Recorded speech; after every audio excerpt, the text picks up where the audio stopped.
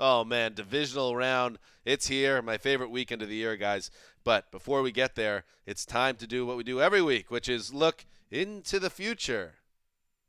Headlines from the future. Quiet Storm, you're first. I'm going to go with, out of Denver, Horse Killer. What? Big Ben slays the Broncos. Horse killer. That's no way. An editor is going to say, no, we can't do that. There's something wrong with Oh, that? it's just kind of coarse. Let's cut to the matter here. I think that Big Ben is going to expand on his heroics from last week.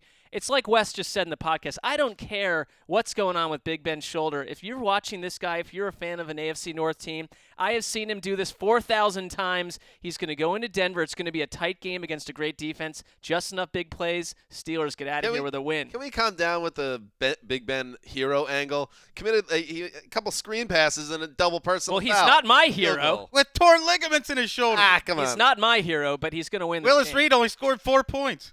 Well, don't bring Will Street into this. I'm going to go back to the desert. Desert demolition. Cardinals drop another bomb on Packers. This team, the Cardinals, it's a sleeping giant. Nobody's talking about them in the playoffs. I thought they were the best team during the regular season. I think they have the best offense in the NFL. They have a top 5 defense. They have no obvious weaknesses. They have the deepest roster in the NFL, a great coach, a great quarterback, great running game, great wide receivers. Everything's great.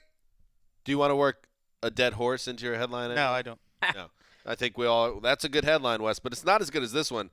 Peyton Manning fairy tale in full bloom. You know why, guys? Because everyone thinks it's over for the Sheriff, but guess what? It ain't. He's going to throw a couple touchdown passes against the Steelers. The Broncos are going to cruise to a double-digit win, and Manning will walk off the field. One last great moment in his building. I'm not going to say anything about next weekend, but the fairy tale, full flight this weekend. It seems our ability to look into the future is only geared towards Denver, because my headline also about that game, one and done for good? ? Another Peyton Manning one and done in the playoffs.